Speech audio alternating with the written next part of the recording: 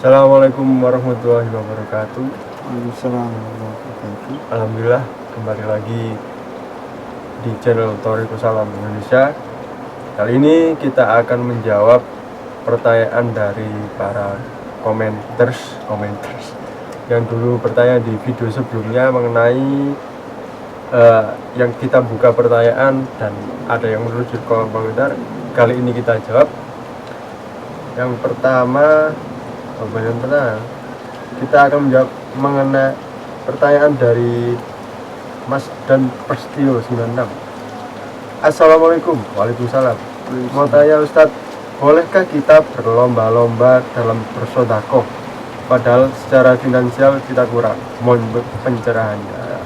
Gini Ustadz, jadi dalam posisi kita tidak ingin kalah dengan orang lain dalam hal bersedekah, tapi di sisi lain kondisi kita juga dalam ekonomi juga masih belum mapan gitu.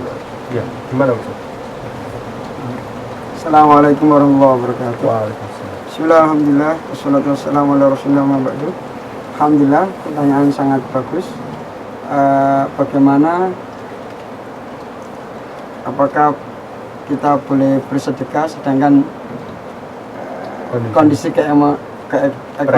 perekonomian kita sedang minim gitu. Ya. Sedang minim. Ini dalam Islam itu untuk masalah nafkah, untuk masalah bersedekah. Karena apa? Bersedekah itu bukan hanya kepada orang lain.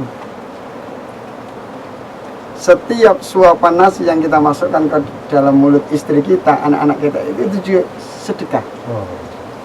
Itu juga sedekah. Nah, jadi pertama kalau dalam Islam itu sedekah itu ada taraf-tarafnya. Pertama, ketika kita punya uang atau punya rezeki, kita berikan dulu kepada keluarga kita, anak istri kita. Kalau ada lebihnya baru ke orang lain, kerabat, tetangga, saudara sesama muslim dan lain sebagainya. Itu bertahap. Akan tetapi boleh apa tidak ketika kita sendiri dalam keadaan tersudut ya, ekonomi kita sedang rapuh, terus ingin bersedekah, ini boleh apa tidak? Nah, hal ini apabila kita lakukan, ini justru malah akhlak Rasulullah banget gitu. Akhlak Rasulullah banget. Jadi Rasulullah SAW sebagaimana ini ada di dalam kitab As-Sama'il Al-Muhammadiyah. Alhamdulillah di Thoriqus Salam sudah mencapai hadis 360-an. Ini tepatnya di hadis 356 kalau tidak salah. Di situ diriwayatkan bahwasanya ada seorang laki-laki datang kepada Rasulullah SAW. Kemudian laki-laki itu meminta. Fasa'alahu ayyu'tiyahu faqala an-nabiy sallallahu alaihi wasallam ma indi syai'un, aku tidak punya suatu apapun, kata Rasulullah. Walakin ibda alayya fa idza ja'ani syai'un qadaitu, akan tetapi hutanglah atas nama aku. Hutanglah atas nama. Nah, kamu silakan hutang ke warung, ke toko, nanti catat atas nama saya. Kalau saya punya uang, ketika saya punya rezeki, maka akan saya bayar. Ini Rasulullah SAW. Ini akhlak Rasulullah SAW seperti itu. Nah, melihat kondisi perekonomian Rasulullah seperti itu, niscaya sahabat-sahabat yang dekat dengan Rasulullah SAW ini merasa janggal. Ini orang gimana sih? Wong Rasulullah ekonomi sedang seperti ini kok masih dimintai. Kemudian sahabat Umar radhiyallahu anhu yang beliau sangat tahu tentang perasaan Rasulullah SAW itu berkata, ya Rasulullah, qad ataitahu, ya Rasulullah, jenengan sampun mari ini, engkau sudah memberi ya Rasulullah, engkau sudah memberi. Fama kallafakallahu ma la taqdiru alaihi. Allah tidak memaksamu untuk melakukan hal yang tidak engkau mampu. Nggak punya uang ya nggak usah sedekah. Allah tidak memaksa.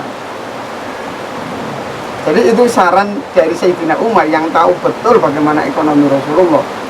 Bukan berarti Rasulullah miskin, bukan berarti Rasulullah miskin. Rasulullah sudah ditawari sama Allah, andai kata gunung ini diminta oleh Rasulullah itu untuk menjadi emas, jadi emas.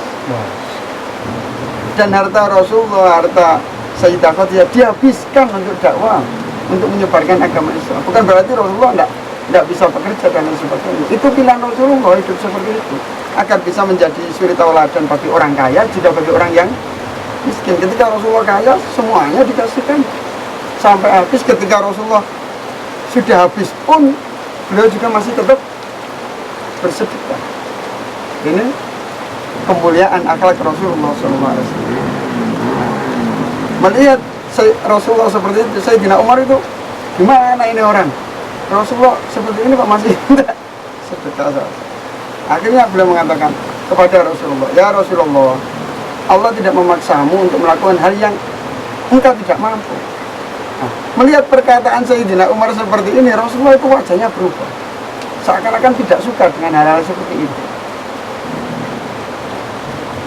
Akhirnya faqala rajulun minal ansar, kemudian ada seorang sahabat dari golongan Ansor berkata kepada Rasulullah, ya Rasulullah, anfik wala takhaf, min dzil arsy iklalan. Ya Rasulullah, nafkahkan, bersedekah saja terus ya Rasulullah. Ini sahabat nasihat Rasulullah. Ya udah Rasulullah, bersedekah saja terus ya Rasulullah. Jangan khawatir tidak dikasih rezeki oleh Allah SWT. Allah itu maha kaya, Allah itu maha pemberi, Allah itu memiliki arus. Udah, sedekah saja terus ya Rasulullah. Melihat, ya gimana ya, Rasulullah itu ilmunya sangat banyak, kok sampai dikasih saran seperti orang seperti ini. Rasulullah kan juga senyum juga ya. Fatabas sama kemudian tersenyum siapa? Rasulullah SAW.